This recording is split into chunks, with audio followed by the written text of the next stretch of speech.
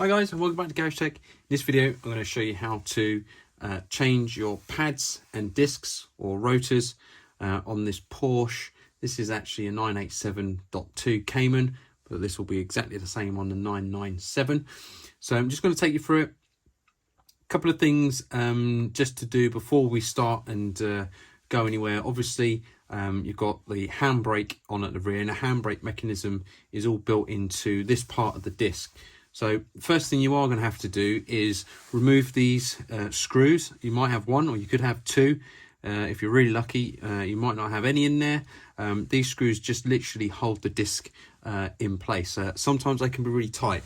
So what I'd recommend is that you use a large crosshead screw, the biggest one that you can probably get, that fits in there nice and tight. And I'd also just recommend you give it a little bit of a tap, so it kind of just helps to loosen off any potential corrosion or anything that you've got on there. Put the handbrake on and then loosen these off. Now I'm just going to use a ratchet to do it.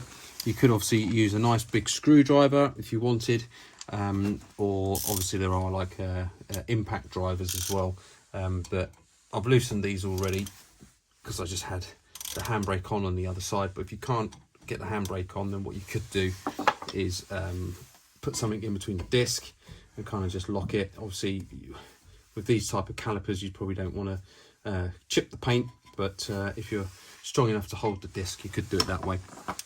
But you need to, first thing I'll say is just get these screws loosened and get those undone, because if you've got trouble with these, it's going to slow up the whole process. Now, of course, if they do round out, then what you can do is just drill them out. So it's going to be a bit of a pain. It's going to add a bit of time to the job, but I'd make sure you do that first. The next thing that you will need to do, or you can start to do now before we start going any further, is actually releasing the handbrake. So I've made another clip of this, which I'll show you. I'll skip to in a moment, but essentially what you need to do is line this up somewhere towards the top about there, go through that hole with a flat blade screwdriver, and inside there's a little gear wheel and you can loosen it. So I'll show you that now. So when you turn your wheel round, if you get one of the wheel bolts at the top round about there, then you need to get a small torch to look through inside the hole. So I'm just going to see if I can get a camera aligned to do this. It might be quite tricky. Right, so when you see inside the bolt hole, there's a gear kind of wheel inside there. What we need to do is adjust that with a screwdriver. So screwdriver like this. So it's just a small flat blade screwdriver. It's quite nice and sturdy because you don't want a flimsy one, but we need to get inside there. And inside here is a little gear wheel, and what you need to do is just wind it up. Now you'll know if you've gone the right way because you'll tell that it's either getting tighter or looser. So that should be it now. I can see that's nice and free. If I go the other way, just to show you. You feel it's a little bit of firm resistance.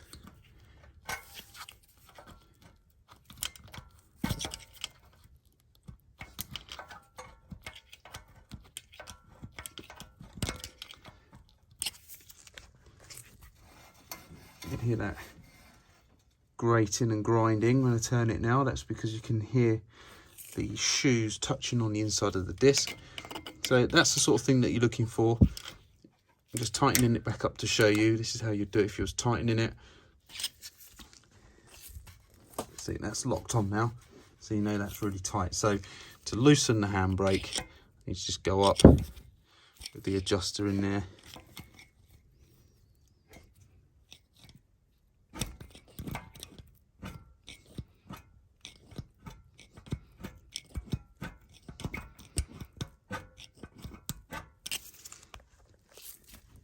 Now that's dead free. So once I remove that screw, I've got the caliper and the pads out, then I'll be able to take my disc off. So I'm just going to show you now with the disc removed so you can actually see inside there to see exactly what it looks like. Okay, so to demonstrate it over here, once the disc is removed, you see this is where your disc will be and your wheel bolt.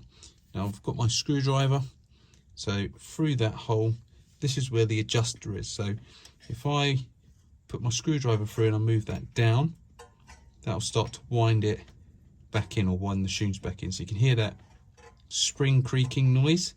That's just where the spring is touching that kind of gear wheel just there. But as I move that down, that will bring the shoes in together.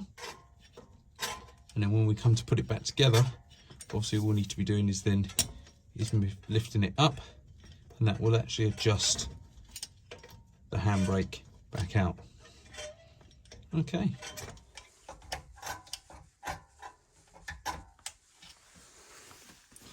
So obviously when you come to tighten this back up for the handbrake, it's the exact same process. What I'm going to do is just going to tighten it until I can just still feel a slight amount of resistance on there, and then go and work the handbrake a couple of times.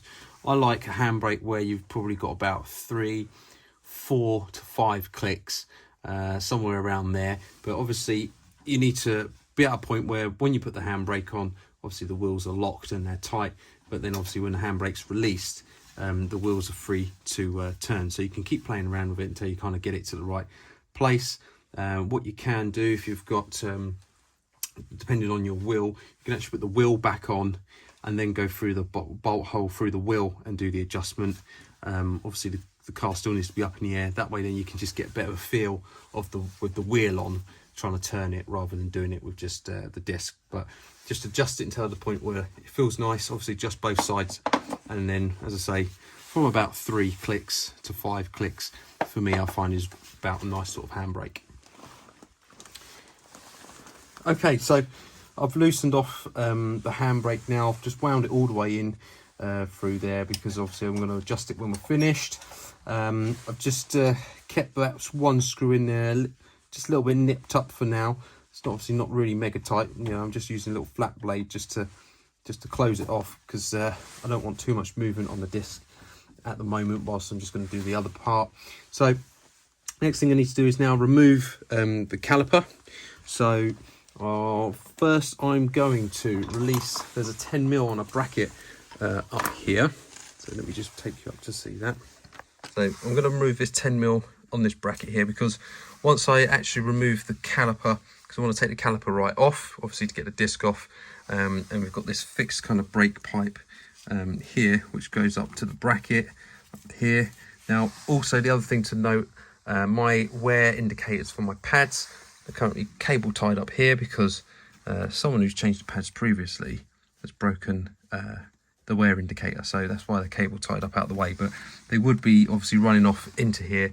I'd normally just try and leave them in place on the pads, also messing around until the point where I need to take them right off. But just going to get this 10mm out here, nice and simple.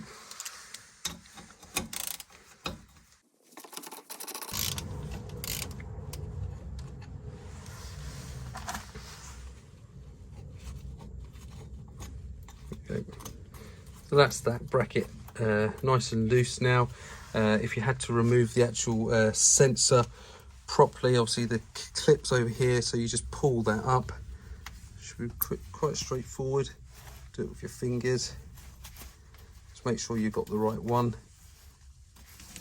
And then there's the wire. It's just there, so that's my one.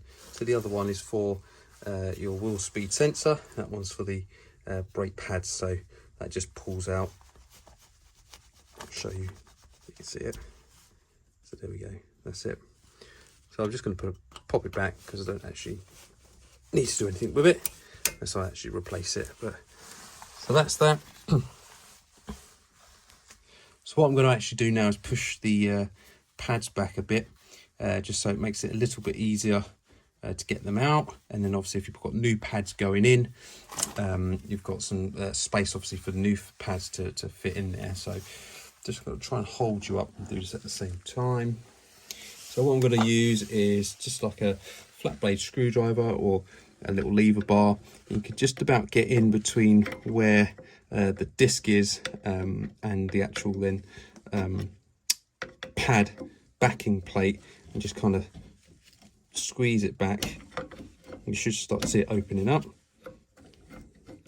Obviously, if you're reusing your disc, you want to try and be a bit careful. Don't want to damage the disc.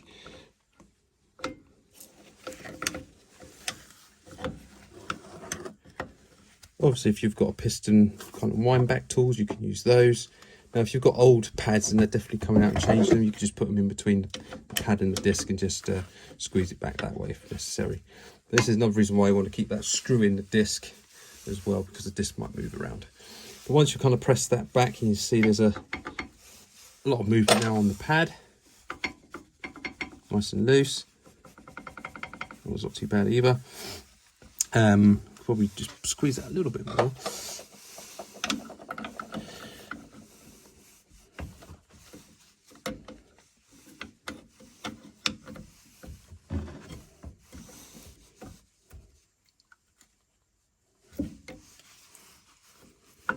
That's better.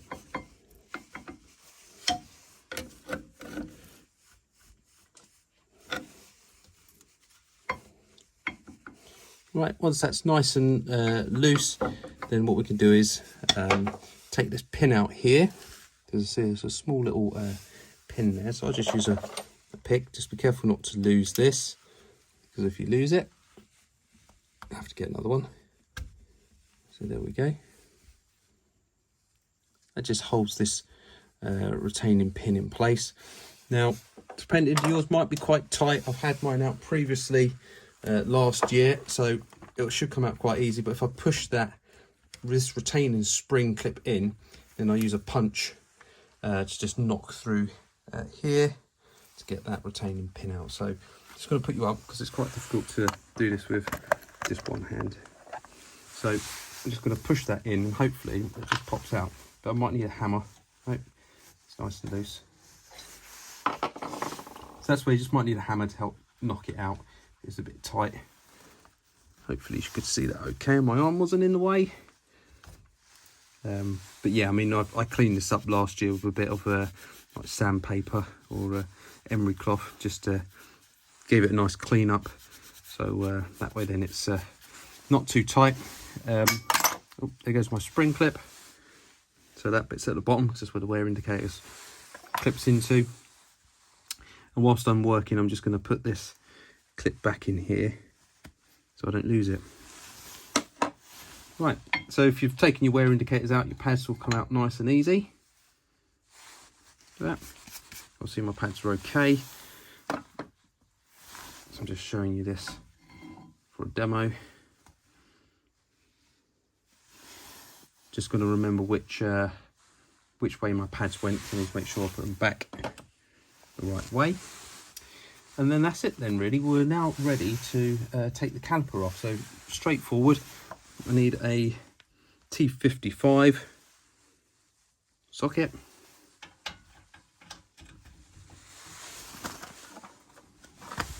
Nice big ratchet.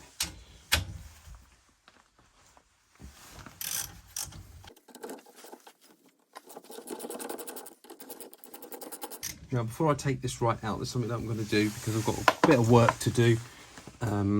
Whilst I've got this all off, obviously I want to support this caliper so it's not just left hanging. So what I'll do is I'll get some string, I'll put it through there, tie it up onto the shock coil spring up here.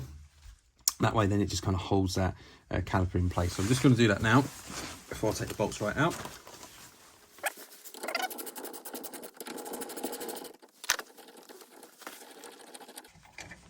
They're quite long, these bolts.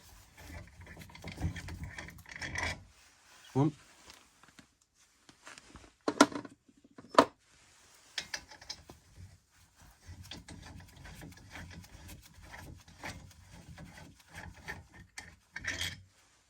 2. Then my caliper will come off. So what I'm going to do now, it's quite hard to manoeuvre it with the brake pad wear indicator there in place, so you can unclip it at the back back here there's a little clip, you can't see it there, but what I'm going to do now is just I'm inspecting the seals in here just to check to make sure there's no cracks or any fluid leaking out. What you can see there is just a bit of grease, where I have some grease on the back of the pads. But what I'll do is before we put it all back, obviously I'll clean up these pins here. The pads actually sit on so they're nice and clean, so the pad can slide and move okay. And you can get some damper things that fit in here from Porsche, which help stop brake squeaking. So just put that to kind of one side. Now I'll take out my screw for my disc.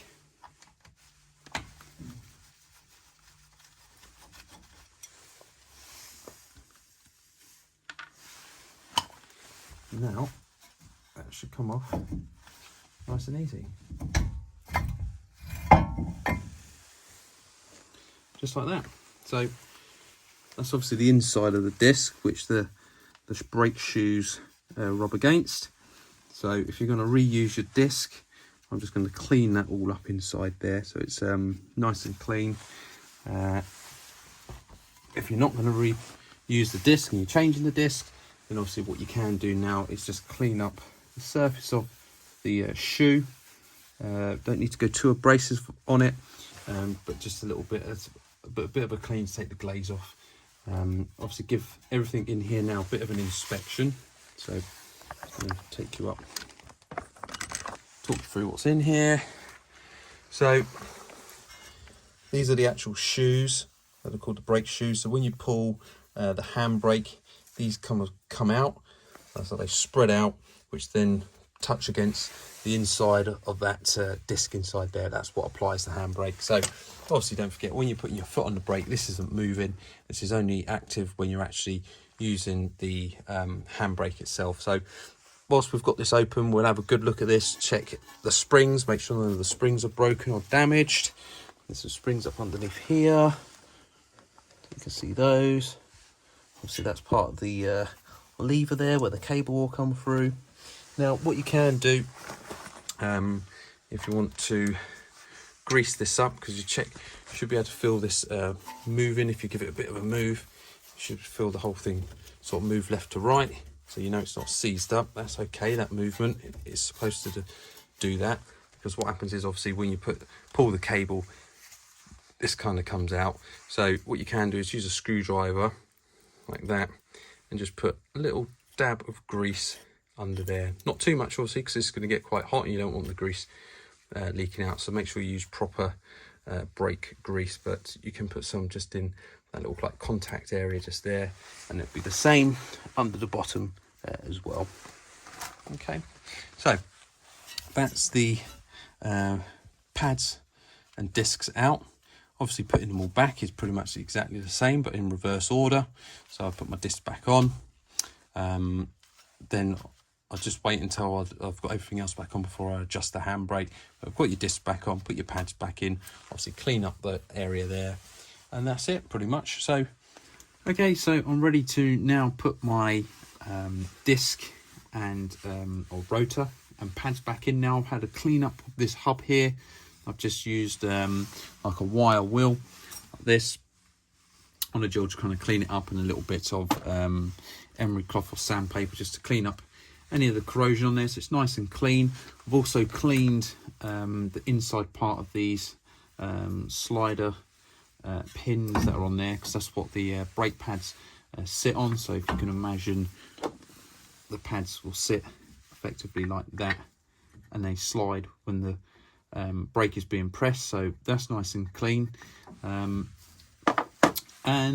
Yeah, I've done a nice inspection of my pistons in here and the seals around them, because it gets, you know, once these cars get a bit old, it gets quite common for these to actually start to crack and get holes in, etc.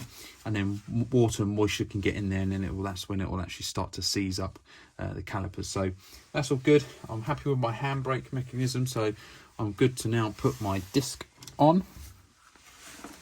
So just because this is my old disc, I've just given it a bit of a clean up inside there on the hub area and the area where the actual handbrake shoes meet it. So just again, just a bit of sandpaper type stuff, just try and clean it up. So I'm just trying to just move this out the way for a minute. Right, just nice, that's out the way so you guys can see it nice and clearly. So obviously my handbrake's wound all the way in, so I can adjust that afterwards. I'm just looking out for my 2 points here and here where my little retaining screws go, so it's there and there, so it should be nice and easy to line it up and get it in the right position.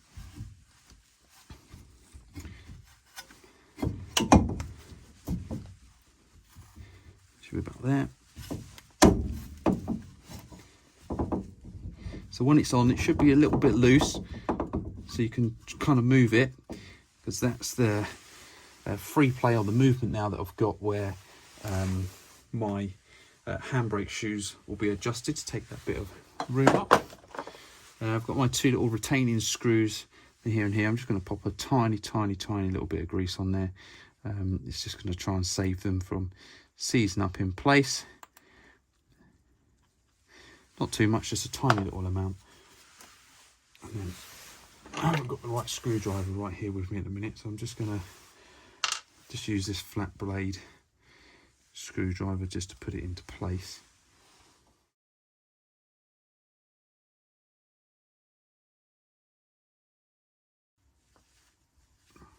These don't need to be mega tight. They're only just literally there to hold the disc in place.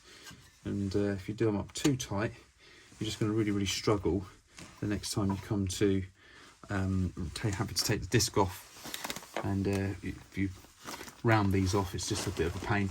So that's in place now. I'm not going to adjust the handbrake just yet. I'm going to bolt up the caliper, etc. first.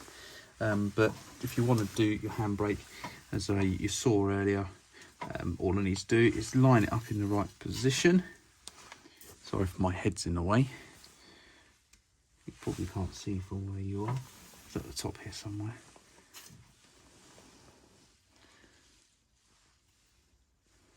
Out there. And if I start winding it down,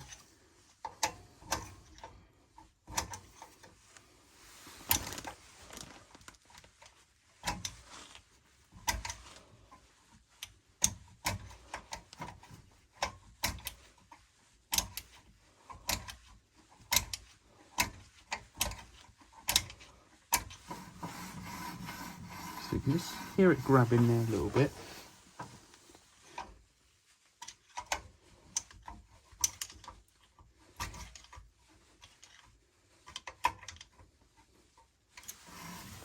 So you can just about feel that now. If you can hear it, when you spin it round, it'll kind of just reposition the actual shoes a bit. The best way to do this is actually with the wheel on, because you get a lot more, obviously you've got a lot more movement, it's easier to move the wheel, but I'm just trying to roughly get it in the right place. It's a bit tougher now. Now obviously once you're adjusting this side and then the other side at the same time, you'll get a feel for the handbrake. And you know, everybody's a little bit different, but I like to have around about 4 to 5 clicks is where I like it. Obviously for some people like it a bit higher up. You certainly, you know, 10 clicks is a bit too much, I'd say.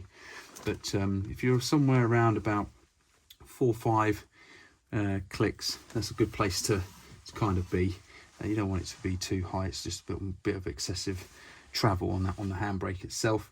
Obviously at the same time, you don't want it to be at a point where it's grabbing too much. Now obviously once you start driving, it'll kind of resettle its position, etc. But you don't want it to be on too tight, so you can't actually move the handbrake. So I'll be happy with that there. I'll test the handbrake inside, as I said, around about 4 to 5 clicks should be suffice. So next bit then, we need to get this caliper back in place.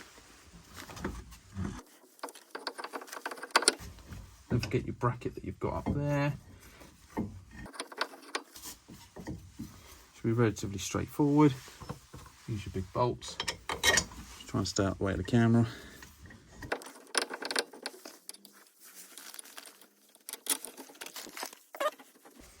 screw those in place. I can get rid of this bit of string that I've used to just hold the caliper up. So torque's 55.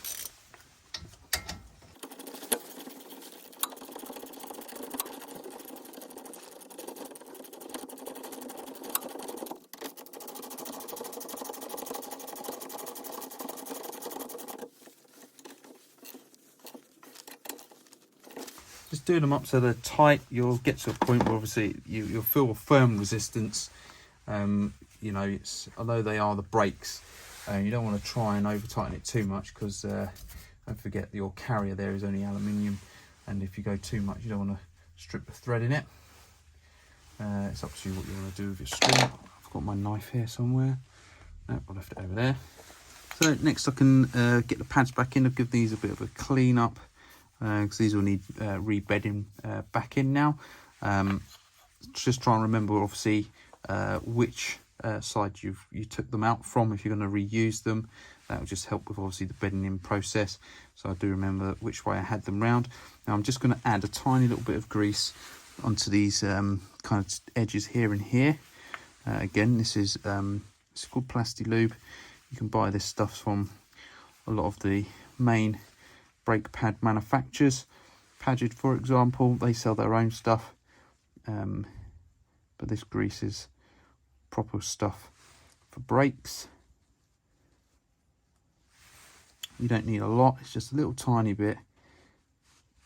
It will just help then the pads as they sit on their runners to not seize up and move nicely. So don't forget, obviously, pay attention to which way your pads are going in, making sure that the friction material is touching the actual disc. It's quite easy to make the mistake. If you're being very busy, it's quite easy to make a mistake and get it around the wrong way.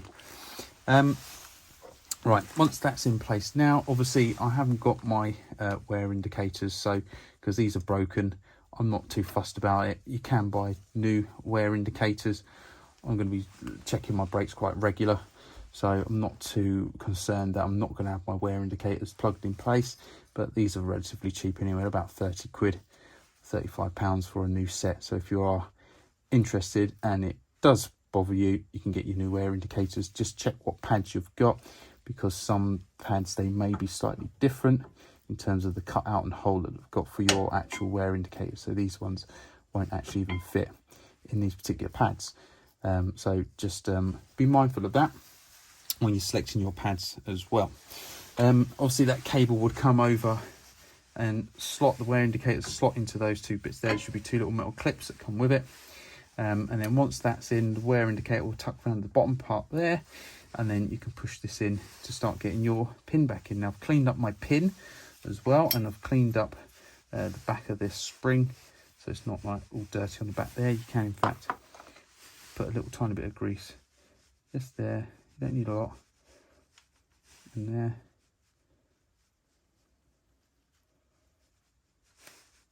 Just a tiny little bit, that just helps it the pad move.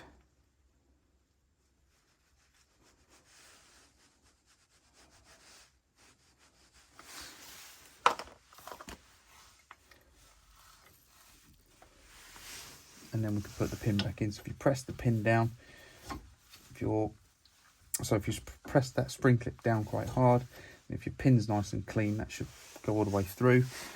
Now what you do need to do, I just remembered, is just check to see where your hole is on this pin, so that then your little retaining clip can fit in place. So all in all, you shouldn't really need a hammer to whack that back in. So when my pin, the hole's in the right place, just put that clip in. Hopefully you can see that all right. Let me just bring you up here so you can see. That's where it is. And just push the clip in. That will hold that pin in place. So the pin shouldn't move out, shouldn't go anywhere. If you're worried, you can give it a bit of a tap in, just to make sure it's in the right place.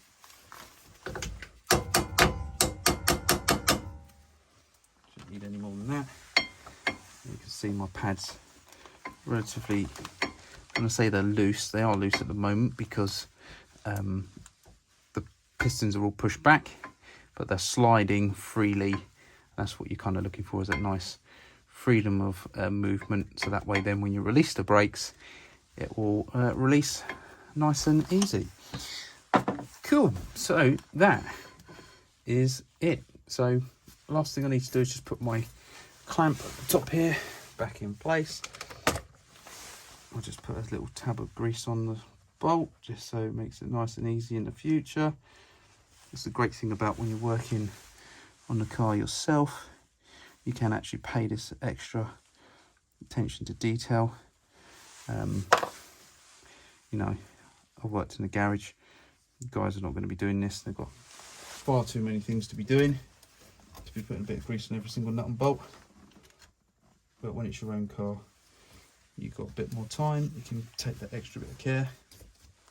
There's also a clip around the back here, which I've released, which just clips onto this brake pipe. So just clip that back in.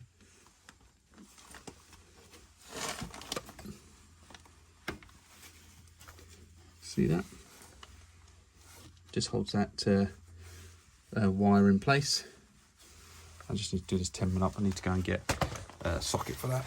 But that's pretty straightforward, guys. I'll leave you there with it. So the pads are in. All I need to do now is, because I'm going to go through the process of bleeding the brakes, but obviously before you go anywhere and you drive off, pump the brake pedal, make sure the brake pedal feels nice and firm, and then just check obviously the system. You can't see any leaks, etc. Also recommend you do a brake fluid change if you're doing this sort of stuff as well. Just keeps it nice and fresh, and you can overhaul the whole braking system. But the other important thing at this time now is to just double check that handbrake. So pretty simple. I'd say put your wheel back on, use a nice long screwdriver, something that's quite firm, and you can go through and then just adjust the handbrake. Do both sides, and you probably, as I said, look for around about 4 or 5 clicks. 3's okay as well.